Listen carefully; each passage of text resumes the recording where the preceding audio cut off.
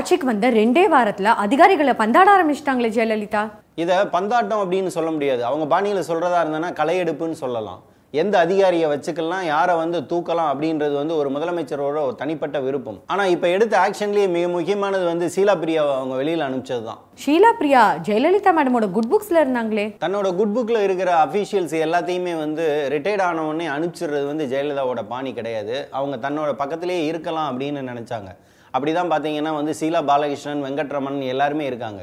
இப்போ ஷீலா பிரியாவுக்கும் அதே மாதிரி எக்ஸ்டென்ஷன் கொடுத்து ஜெயலலிதா வச்சுப்பாங்க அப்படின்னு தான் பலரும் நினைச்சாங்க. ஆனால் ஷீலா பிரியா ரிட்டையர்ட் ஆன உடனே அவங்களுக்கு எக்ஸ்டென்ஷன் கொடுக்காம விட்டுட்டாங்க. ஏன் அப்படின்னா கொஞ்ச காலமாகவே ஜெயலலிதாவுக்கும் ஷீலா பிரியாவுக்கும் அவ்வளவா ஒத்து போல, அவங்கள ஒரு டம்மியாக தான் வச்சிருந்தாங்க. இதுதான் வாய்ப்பு அப்படின்னு சொல்லிட்டு விட்டுட்டாங்க. தலைமைச் செயலாளர் ஞானதேசிகனை திடீர்னு எதுக்கு மாத்தினாங்க? ஞானதேசிகனை மாற்றணும் அப்படின்றத விட ராம்மோகன் ராவை அந்த இடத்துக்கு கொண்டு வரணும் அப்படின்றதுல தான் ஜெயலலிதா ரொம்ப ஆசையாக இருந்தாங்க. கடந்த 5 வருஷத்துல ஜெயலலிதாவோட கோபத்துக்கு ஆளாகாம ரொம்ப குட் புக்ல இருந்த ஒரு ஆளுக்கு நீங்க அவார்டு கொடுக்கணும் அப்படின்னு நினைச்சீங்கன்னு வைங்களேன், அது ராம்மோகன் ராவுக்கு தான் தரணும். ஆனா என்னன்னா, இந்த டிரான்ஸ்ஃபர் ஆனதுல அல்லது இந்த ப்ரொமோஷனுக்கு அவர் போனதுல ஒரு சதி இருக்குன்னு சொல்றாங்க. அது என்ன சார்? அதாவது சிஎம் ஆஃபீஸை விட்டு ராம்மோகன் ராவ் போனால் போதும் அப்படின்னு ஷீலா பாலகிருஷ்ணனும் வெங்கட்ரமனும் நினைச்சாங்க.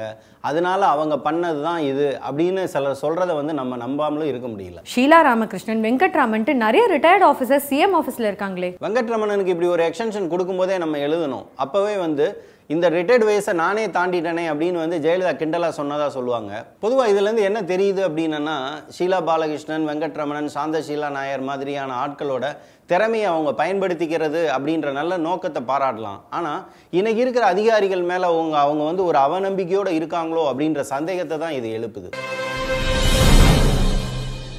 இதை மாதிரி மோர் வீடியோஸ்க்கு விகடன் டிவி சப்ஸ்கிரைப் பண்ணுங்க.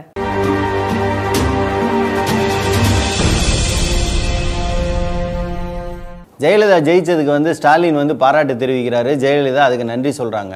எதிர்கட்சிகள் ஒத்துழைப்பு தரணும் அப்படின்னு ஜெயலலிதா கோரிக்கை வைக்கிறாங்க. நாங்கள் எதிரி கட்சிகளாக செயல்பட மாட்டோம் அப்படின்னு ஸ்டாலின் சொல்றாரு.